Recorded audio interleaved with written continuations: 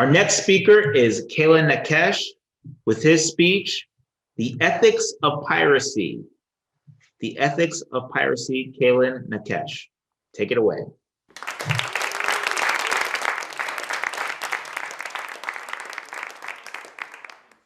Hello, fellow Toastmasters. Today, I'm going to be talking about a somewhat controversial issue that I'm still working through in my mind. That is the hypothetical ethics of piracy. Okay, so. Now, a few months ago, I play a lot of video games, and I found out that Sony, the game company, was going to be shutting down the PlayStation 3 and Vita stores. I had bought a handheld gaming system, and I had not used it at all for a variety of reasons. And suddenly, my FOMO was springing up, thinking, wait a minute, if I don't get these things now, I'll never be able to get them again.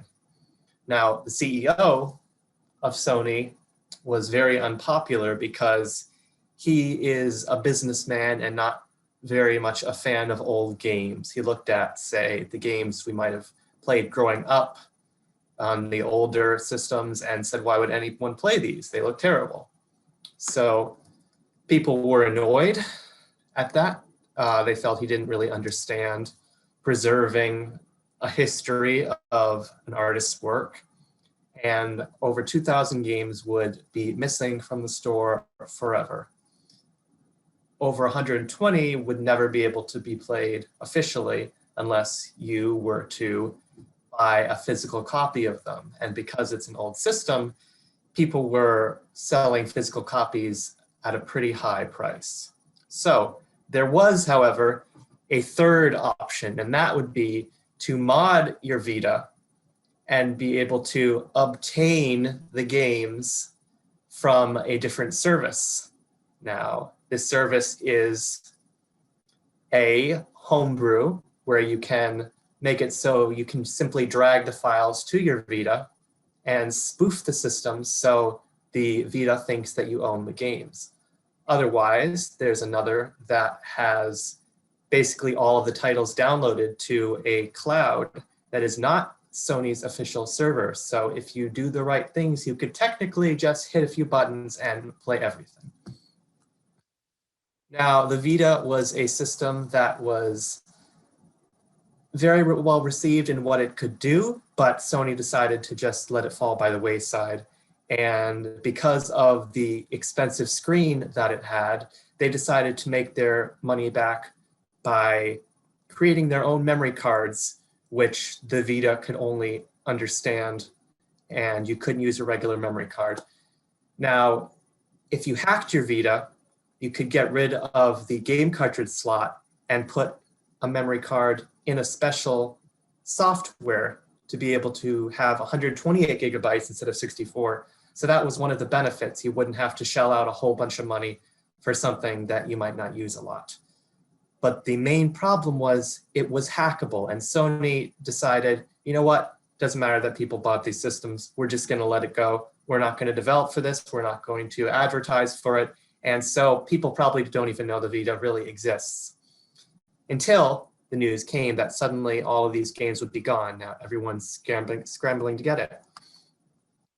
So these are some of the prices on eBay. Things that would be maybe $15 were going for $45. Things that are $60 are going for $115. So if you play any video games and you have a sense of FOMO, fear of missing out, basically everyone was panic buying. And around this time, a video came out from Jim Sterling that said why it's morally okay to pirate Sony's games. And he basically said, listen, they don't want you playing them. They would rather you buy their new games with monetization and DLC. They don't want you to know that all these games exist. There's no way to play them after these stores close down, so just take them. And he also said that because corporations pay nothing in taxes and then get tax refunds, he said, you can't steal from corporations, it's called reclamation. So archivally, if you think about it, say in terms of art, it would be just a museum burning their art down so no one could see it. So the only way to play these games would be to emulate them or have them backed up somewhere. So many forms of media throughout history would be lost to time if, say, people hadn't recorded them. There was a large amount of Doctor Who episodes that were taped over because the company did not believe that the product would sell. And so it's impossible to actually watch many Doctor Who episodes. They're lost to time, unless you have an old grandma or someone who recorded the episodes to watch later. And so suddenly they're saying, if anyone has these episodes, send them to us. So that's an example of the fans helping out because a company made a mistake. Now, in terms of, let's not call it piracy, but in terms of illegal forms of obtaining things, take, say, the AIDS epidemic in Africa. Patents and high prices meant that a lot of people were not able to obtain these drugs. And so what happened is Africa passed a bill that would allow the importation of these medicines that had been produced or sold in another nation's market with the consent of the patent owner. All countries were fine with this except the United States, and they pressured them to change the bill. After this, 40 pharmaceutical companies jumped on board, and then the EU jumped on board. And this is also true with having produce thrown out that could be given to other people. They would rather have it rot than go to people in need because the produce was owned and they want to be able to sell it. So I started mulling these things over when it came to, well, if I was able to obtain these games that would be gone forever, then what are the legal, or not legal, what are the moral repercussions of that? How much of my money would go to the developers? How much of my money would go to the people who actually worked on the game? What about if it's an old game? Games that are from studios that have since shut down. Thankfully, eventually, Sony listened and will not be shutting the stores down. However, damage had been done. I now have a hacked Vita.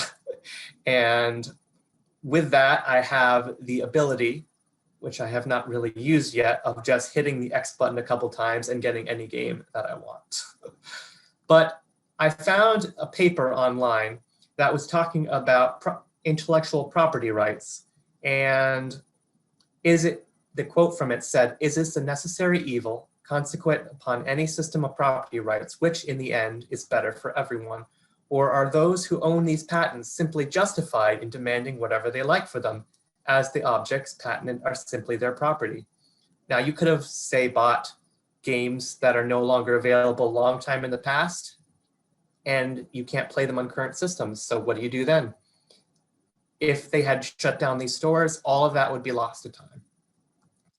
So the conclusion is, I think piracy is a bit of a gray area at times, and it has been very much pushed that any form of getting something that you do not own is illegal, it's awful, it makes you a bad person.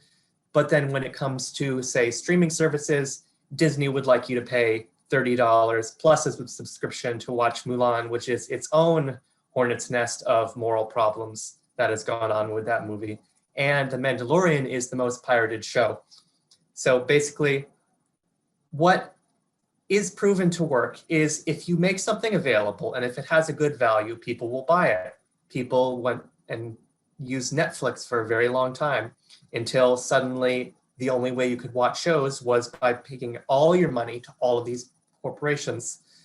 So I still haven't decided in conclusion what's the right answer, but it definitely got me thinking for many, many nights about what the right thing to do is if a company suddenly says, you can no longer play these games and we do not want to make them available to you. Thank you.